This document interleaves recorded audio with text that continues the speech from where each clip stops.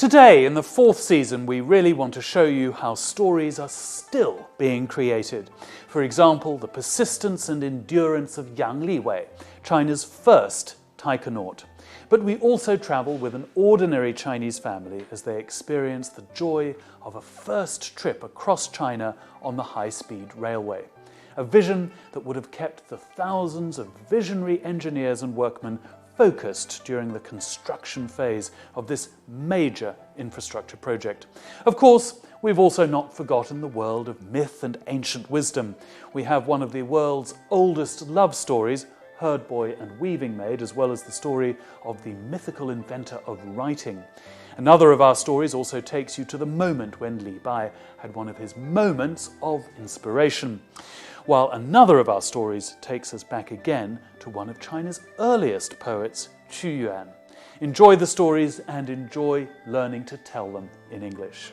在第4季中，我们会向大家展示许多传奇故事，比如中国航天第一人杨利伟的故事，去感受他的坚毅和耐力。同时，我们还会跟一个普通的中国家庭一起旅行，享受第一次乘坐高铁的欢乐，并且讲述为实现这一愿景，科学家和工程师们付出的努力。当然，也少不了神话传说与古老智慧。首先是世界上最古老的爱情故事——牛郎织女的故事。也有关于神秘的文字发明者的故事。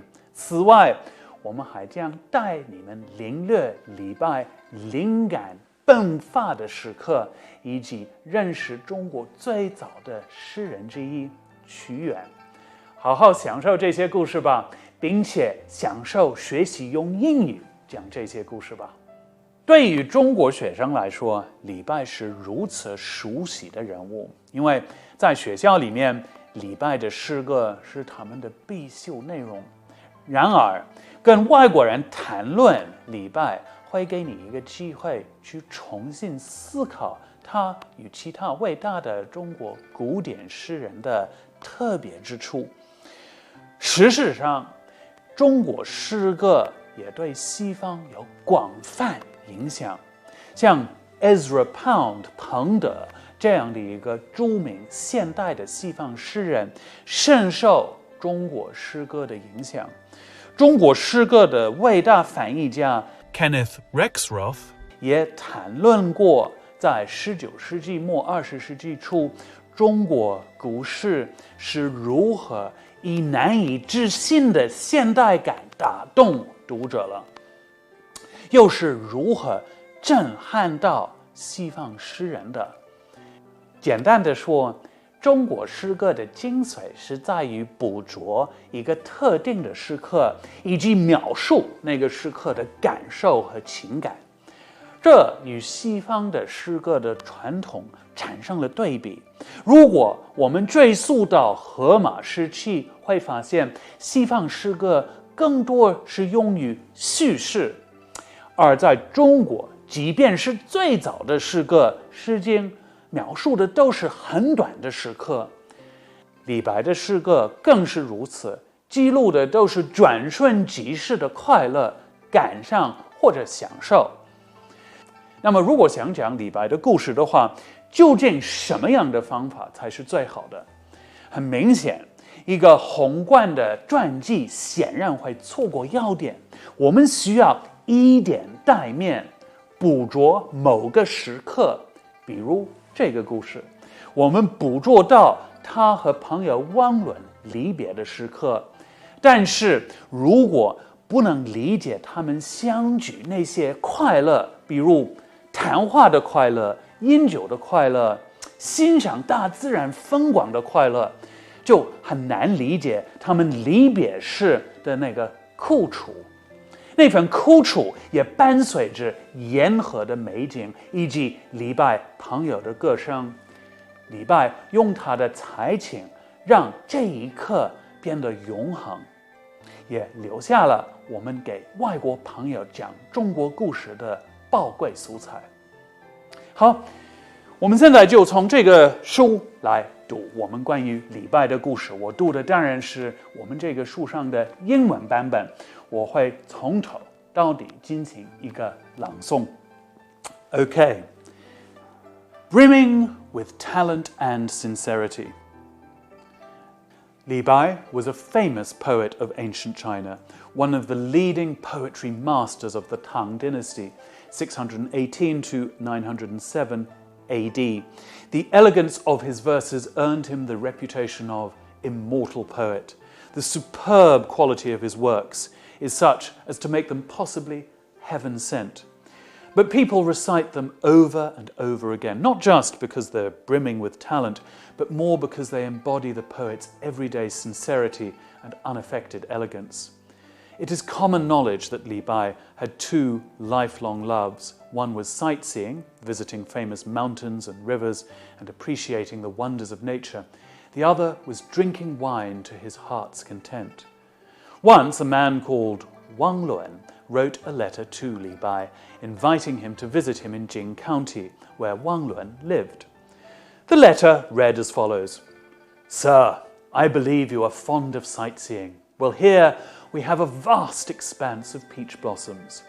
I also believe you are fond of wine. Well, here we have 10,000 taverns. Li Bai could not suppress his excitement upon reading these words and set off immediately.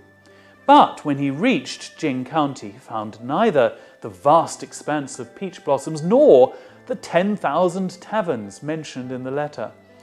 When he complained of this to Wang Luan, the latter smiled and said, Please do not be offended, sir.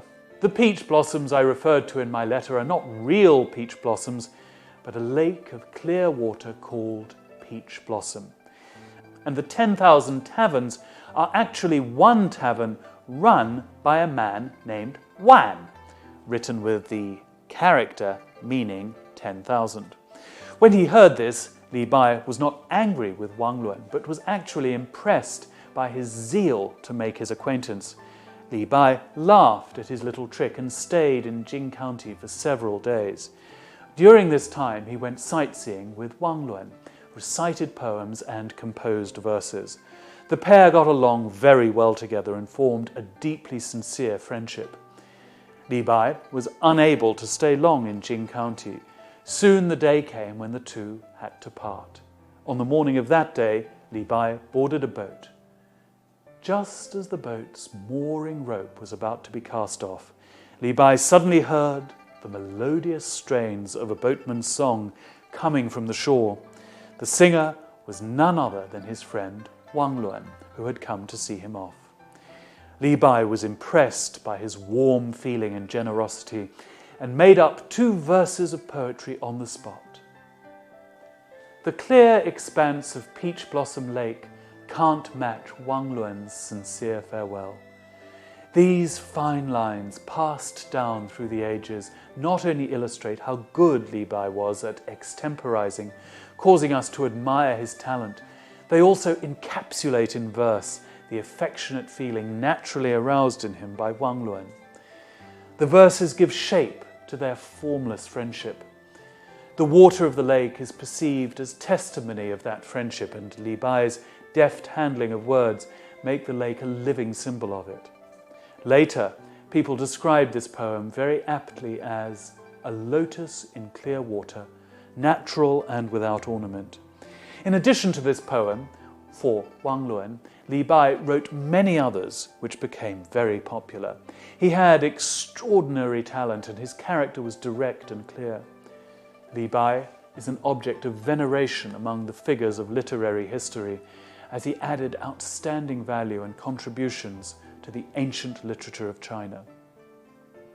Moral of this story: Li Bai was one of the greatest poets of ancient China.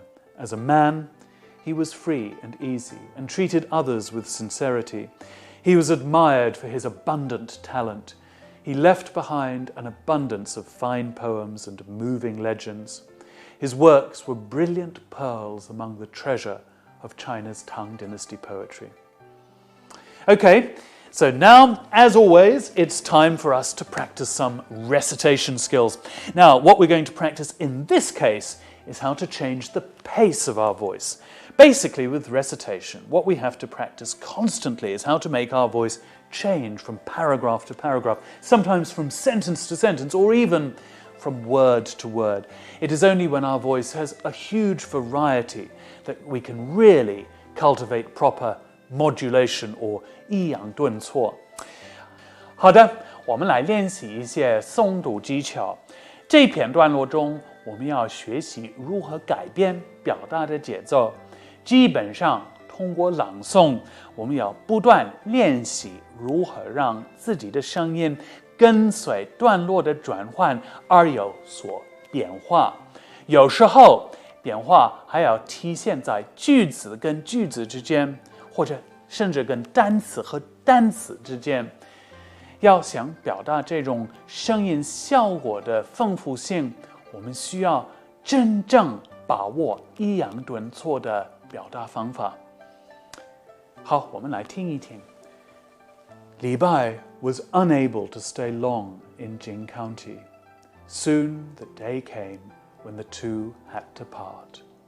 On the morning of that day, Li Bai boarded a boat. Just as the boat's mooring rope was about to be cast off, Li Bai suddenly heard the melodious strains of a boatman's song coming from the shore. The other singer was none other than his friend Wang Luan, who had come to see him off. Li Bai was impressed by his warm feeling and generosity, and he made up 2 verses of poetry on the spot.